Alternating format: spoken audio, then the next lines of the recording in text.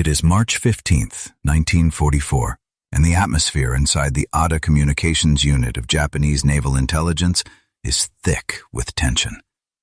Commander Atsuzo Kurihara sits at his desk, staring blankly at an intercepted transmission while his third cup of tea turns bitter and cold. For the past 18 consecutive hours, he and his elite team of cryptanalysts have been striving in vain to decode what they believe to be tactical communications from the United States Marine Corps regarding the Marshall Islands operation. The audio captured by their receivers defies every analytical technique known to the Empire's intelligence services. These are not merely random atmospheric static. The transmissions exhibit the unmistakable rhythmic structure of military orders, with a duration and frequency that align perfectly with established American protocols. Yet, despite these familiar patterns, the language itself stands as an impenetrable fortress, bearing no resemblance to any linguistic system recorded in their exhaustive files on Allied communications. Commander Kurihara presides over one of the most sophisticated signal intelligence facilities in the world, situated just 20 miles from Tokyo.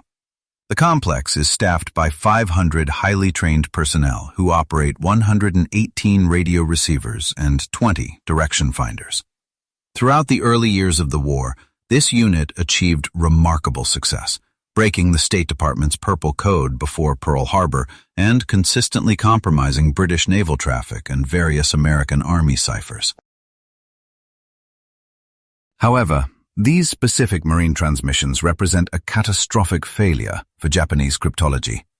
3 years into the conflict, after dismantling dozens of complex Allied codes, Japan's most brilliant mathematical minds cannot decipher even the most basic patterns of this mysterious dialogue. What Kurihara does not realize, and what no intelligence officer will comprehend until after the war, is that he is listening to the only unbroken code in the history of modern warfare. The origins of this cryptographic enigma lie far from the Pacific Front, rooted deeply in the American Southwest, where the Navajo people have preserved their unique linguistic heritage for centuries.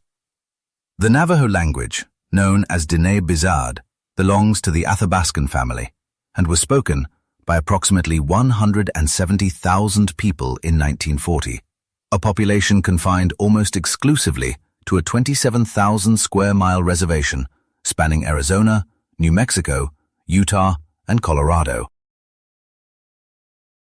The linguistic characteristics that would eventually confound Japanese codebreakers evolved in isolation over millennia. Navajo is a fundamentally verb-centered language, where actions are described through intricate prefix combinations that can number in the millions. It utilizes 4 distinct tones: high, low, rising, and falling, where even the slightest shift in inflection does not merely change a word, but can render an entire sentence completely incomprehensible. The phonology of the language includes sounds that are entirely absent from Japanese, English, and most other global tongues. It features ejective stops, where air is expelled explosively from the glottis, voiceless lateral fricatives that resemble the sound of wind rushing through teeth, and complex nasalized vowels. For Japanese operators, whose native language relies on just 5 distinct vowel sounds, accurately distinguishing these phonemes is a virtually impossible task. Philip Johnston, the son of a Protestant missionary, was one of the few outsiders who grasped the military potential of this linguistic complexity. Born in 1892 and raised on the reservation, Johnston was one of fewer than 30 non-Navajos in the world who could speak the language fluently. His proficiency was such that by age 15, he had traveled to Washington to serve as a translator for Navajo leaders during a meeting with President Theodore Roosevelt. In December 1941, as the United States reeled from the attack on Pearl Harbor, Johnston read reports of the Army utilizing Comanche speakers for training exercises in Louisiana. While similar attempts with Choctaw soldiers during World War I had been improvised and limited, Johnston envisioned a revolutionary concept, a formalized military code based on the Navajo language that would be both unbreakable and practical for the speed of modern combat. On February 28, 1942, Johnston presented his proposal to Major General Clayton Vogel at Camp Elliott near San Diego. The subsequent demonstration was nothing short of remarkable. 4 Navajo speakers transmitted a series of messages in a mere 20 seconds, a task that required 30 minutes to complete using the standard M209 cipher machine. With General Vogel's authorization, the pilot program was officially launched on May 4, 1942, with the induction of 29 Navajo recruits at Fort Wingate, New Mexico. These men, including Chester Nez, Carl Gorman, Lloyd Oliver, and John Benally, came from diverse backgrounds across the reservation.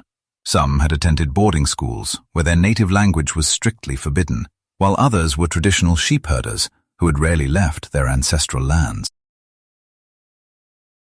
Sequestered in a locked and guarded facility at Camp Elliott for 8 weeks, they undertook the monumental task of creating a military code from within their own language.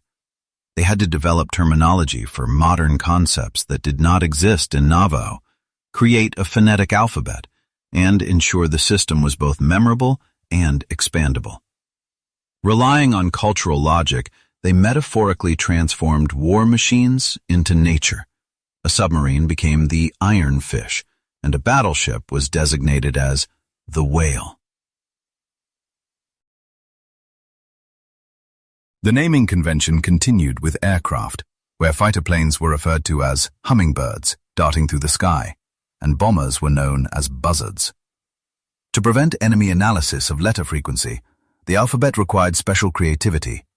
The common letter E was assigned 4 alternative Navajo words: elk, eye, ear, and others, allowing code talkers to randomly alternate their usage and destroy any decipherable patterns. The initial lexicon consisted of 211 terms, which the men had to memorize with absolute perfection, as carrying written codebooks into battle posed too great a risk of capture. As Chester Nez later recalled, the drilling was endless, because in their culture, words held a sacred power, and a single mistaken transmission could cost the lives of their fellow Marines. The code faced its first true test during the invasion of Guadalcanal in August 1942, where 15 code talkers landed with the 1st Marine Division. The Japanese had anticipated the assault after decoding other Allied communications, but when the Marines switched to their new system, the tactical messages suddenly became a wall of silence, leaving the enemy in total confusion. Inside the Japanese 8th Fleet headquarters in Rabaul, intelligence officers were thrown into chaos as they scrambled to decipher a new wave of transmissions. Lieutenant Kazuo Yamada, a Stanford alumnus, analyzed the incoming signals and noted that while the sounds possessed the structural consistency of a language, they defied all known linguistic categories. He reported that the speech bore no resemblance to English, Spanish, French, or any dialect from the Philippines or China, rendering it completely alien to their ears. The Imperial Japanese response was immediate and methodical, mobilizing their top cryptanalysts to record hundreds of hours of these transmissions on wax cylinders for deep study. They exhausted every available resource, consulting university linguists and even Buddhist monks versed in ancient texts. Yet every analytical technique struck a dead end. On November 8, 1942, the effectiveness of this indecipherable tongue was brutally demonstrated when code talker Chester Nez transmitted artillery coordinates in a mere 14 seconds. While Japanese operators heard only meaningless noise, American shells rained down with devastating precision, obliterating a machine gun nest moments later. The strategic impact was terrifying, prompting Colonel Haruo Konuma of the 17th Army to admit that the Americans had deployed a cipher that defeated all scrutiny, leaving his forces fighting blind and unable to anticipate attacks. Desperate for a solution, Japan turned to Joe Kiyumiya, a Navajo soldier captured at Bataan in April 1942, viewing him as the key to breaking the code. Kiyomiya survived 3.5 years of captivity, and his inability to assist convinced the Japanese that they were facing an unprecedented cryptographic challenge, leading them to largely abandon their decoding efforts by late 1943. Meanwhile, the code's success at Guadalcanal spurred immediate expansion, with Major General Alexander Vandegrift praising the Navajo communicators for providing a method of transmission that was both faster than any machine and absolutely secure. A formal school was established at Camp Pendleton, processing new classes every 8 weeks to meet the growing demand. By the end of the war, between 375 and 420 Navajo Marines had served across all 6 divisions, having survived a training regimen unlike anything in Marine Corps history. Recruits were pushed beyond their limits, practicing in soundproof booths bombarded with battlefield noise, and transmitting while wearing gas masks in states of exhaustion. Thomas Begay, who enlisted at the age of 15, recalled that the instructors drove them to perfection because they knew that countless lives depended entirely on their accuracy. The vocabulary evolved alongside the war's technology, turning the atomic bomb into ayeshi, or metal egg, and kamikaze pilots into death wind, terms that were logical to Navajo speakers, but impenetrable to outsiders. Conversely, the Imperial Navy's 4th Section dedicated substantial resources to the problem, assigning 30 cryptanalysts and employing Captain Yoshiro Tanaka to attempt innovative musical and tonal analyses. They utilized specialized equipment to slow down recordings without pitch distortion and created visual sound representations using oscilloscopes to hunt for patterns. Although Lieutenant Commander Masao Yamada eventually identified certain call sign patterns and correlations between message length and operational complexity, the inability to understand the words rendered this data strategically useless. Shifting tactics, Japanese command issued orders to capture Marine communication personnel alive, offering rewards of 10,000 yen or 10 years' salary for the seizure of Code Talker equipment. Despite several close calls, the integrity of the program remained intact, and no Code Talker was ever captured with their gear. The Central Pacific Campaign highlighted the strategic necessity of these communicators, particularly at Tarawa in November 1943, where 6 Code Talkers kept lines open through 76 hours of brutal combat. Lloyd Oliver distinguished himself by transmitting continuously for 48 hours, coordinating naval gunfire to suppress the enemy, despite the relentless shelling around him. This reliance continued during the Marianas Campaign, where 24 Code Talkers operated around the clock at Saipan to maintain the flow of tactical intelligence. While Lieutenant Commander Takashi Horikawa had managed to decode conventional signals to anticipate the invasion, tactical intelligence vanished the moment the Marines landed and switched to Navajo, leaving commanders like Colonel Takashi Saito feeling completely abandoned. At Peleliu, the intensity of the work was exemplified by Jimmy King, who took over after his partner was killed and transmitted for 6 hours during a counterattack. Under direct fire, he sent 40 error-free messages, successfully coordinating artillery support from 3 separate battalions. The Code Talkers' contribution reached its zenith during the Battle for Iwo Jima, where Major Howard Connor coordinated the entire initial assault exclusively through Navajo Code. Working in teams, 6 Code Talkers maintained an unbroken stream of communication throughout the critical first 48 hours of the invasion. They operated against a formidable defense, prepared by General Tadamichi Kuribayashi, who had spent 2 years constructing an 11-mile labyrinth of underground tunnels to repel the assault. General Kuribayashi's defensive strategy relied heavily on intercepting American communications to trigger precise counterattacks, but this plan collapsed entirely against the new encryption. Over a critical 48-hour period, 6 Code Talkers transmitted and received more than 800 messages without a single error, coordinating the landing of 30,000 Marines and directing naval gunfire from 100 ships. Major Connor later testified that without the Navajos, the Marines would never have taken Iwo Jima, noting that he had 6 Navajo radio nets operating around the clock during the initial assault. The entire operation ran on the backbone of the Navajo Code, forcing Colonel Shigo Hayashi to report to General Kuribayashi that the American communications remained impenetrable.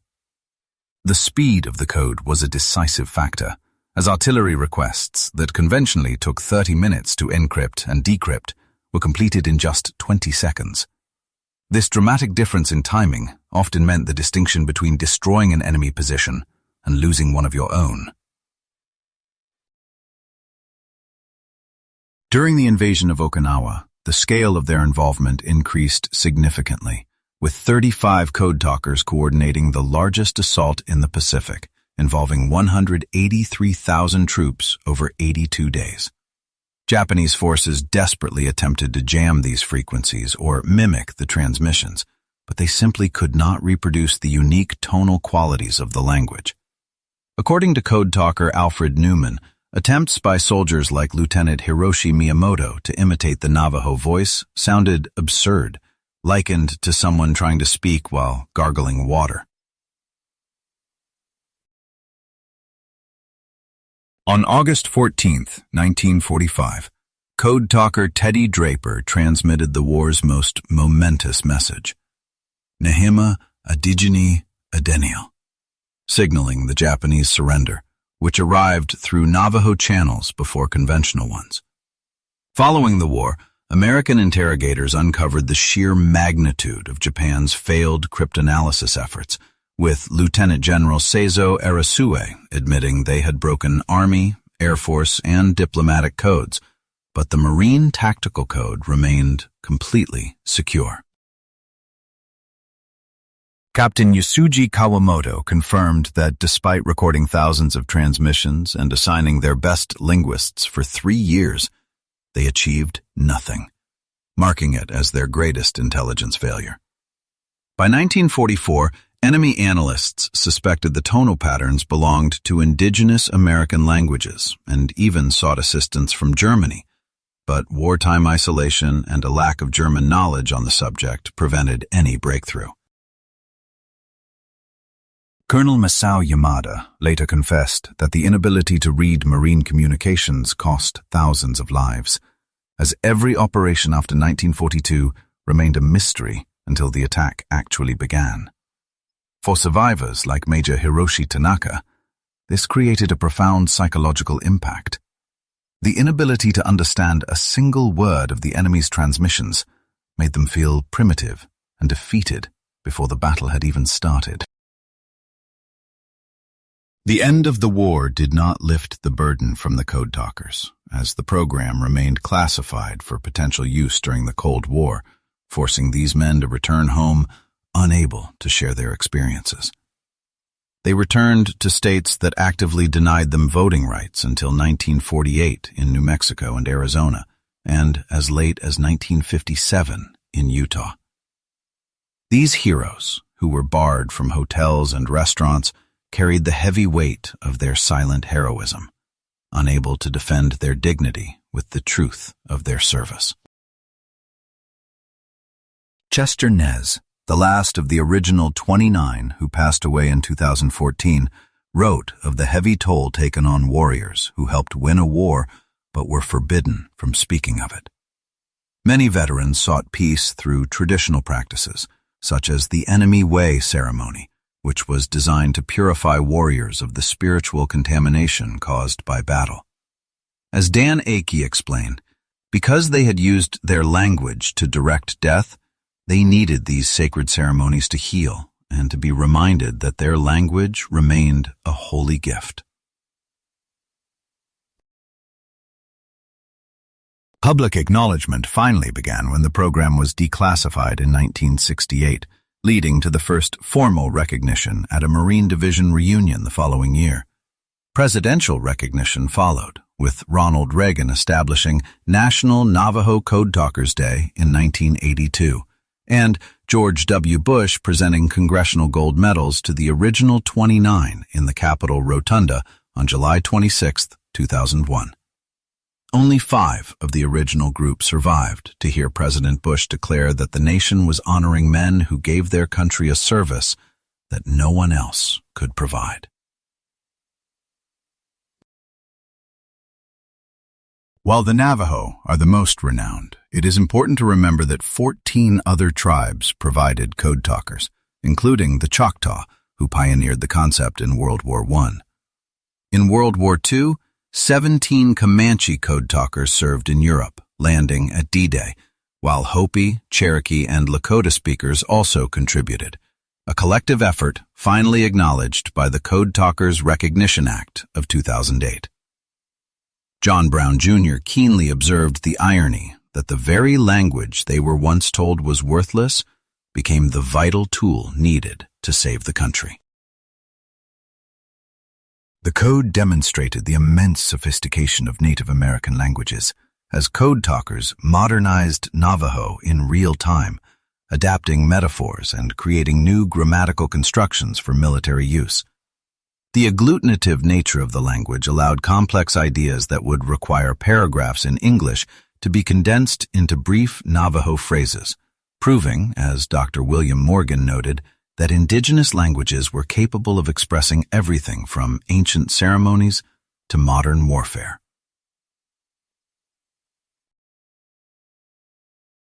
The Navajo Code introduced a form of cultural encryption, creating a linguistic barrier that no amount of mathematical calculation could breach, a concept that influenced intelligence operations long after the war. Colonel David Hatch evaluated their achievement as unique in history, noting that they created a code that was never broken and never compromised. This legacy remains relevant today as quantum computing threatens standard encryption, reminding us that human linguistic capability can still exceed mechanical complexity. Decades later, Japanese scholarship examined this failure, with Professor Teo Yoshikawa revealing that 30 cryptanalysts had worked exclusively on these transmissions for 2 years without success. Lieutenant Commander Shigeru Fukumoto admitted that the solution was so simple and elegant they had never considered it. This history was later bridged by photographer Kenji Kawano, whose exhibitions in Tokyo and Hiroshima introduced the story to Japanese audiences, allowing code talker Albert Smith to tell them, "We were both warriors."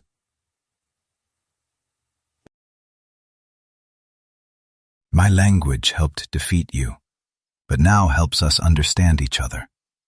This profound sentiment set the tone for the 2010 symposium of the Japanese Association of Intelligence Studies, where Admiral Hiroaki Arbe made a startling admission.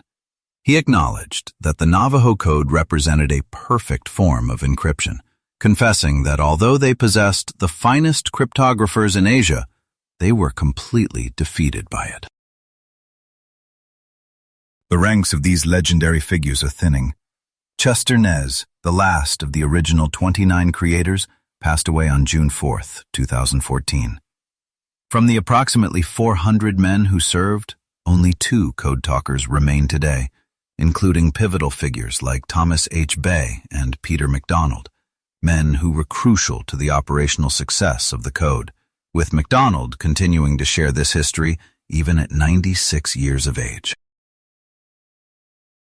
We demonstrated that America's true might originates from its diversity, proving that our varied languages and cultures are the very elements that strengthen us.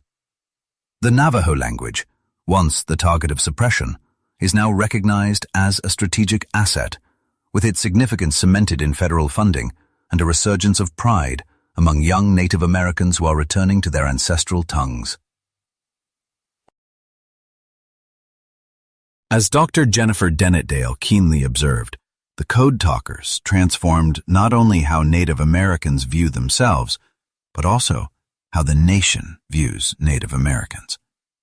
They established that these languages are not fragile museum pieces to be preserved in silence, but living, vital resources capable of shaping the future.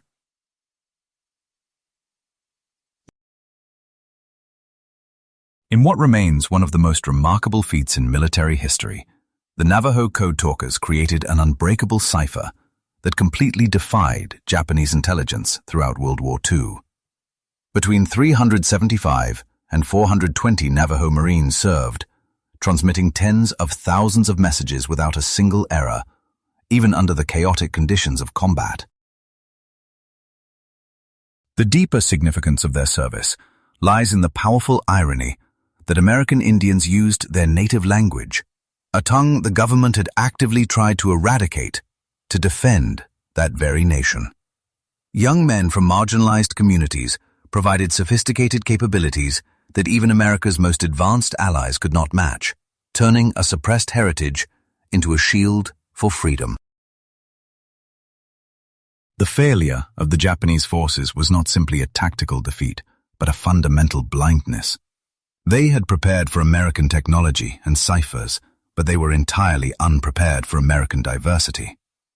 An empire that proclaimed its own racial superiority was dismantled, in part, by the very cultures and languages it could neither access nor comprehend. Lieutenant General Arisui's admission that Japan never cracked the code used by the Marines is an acknowledgement that they challenged an opponent whose power was drawn from sources they found incomprehensible. The Code Talkers embodied a vision of America that Japanese ideology could not accommodate, proving that the nation's greatest strength was not its industrial capacity, but its human diversity. Linguistic variety was transformed into a decisive strategic advantage, as the very language that boarding schools had tried to eliminate became the key to victory in the Pacific. Today, as the last Code Talkers pass into history, their legacy endures. The language once forbidden is taught with pride, and Native American veterans are recognized for serving at the highest per capita rates in the armed forces.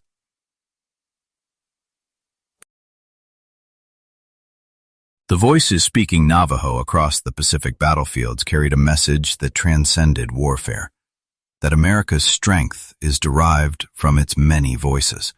It is a testament that peoples and languages, though united in purpose, are strengthened by their differences, and that the unbreakable code is proof that diversity is a strength to be celebrated, preserved, and deployed for freedom. Even the Japanese intelligence officers who failed understood the magnitude of this truth, recognizing that their defeat revealed a reality that transcends war. They learned that some codes are unbreakable, not through mathematical complexity, but through the infinite complexity of human culture itself.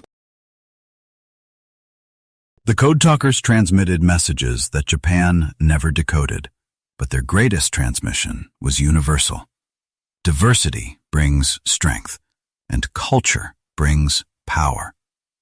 By using a sacred language, first as a weapon and then as an instrument of peace, these young Navajo men proved forever that America's greatest encryption is diversity itself, unbreakable because it emerges from limitless human experience.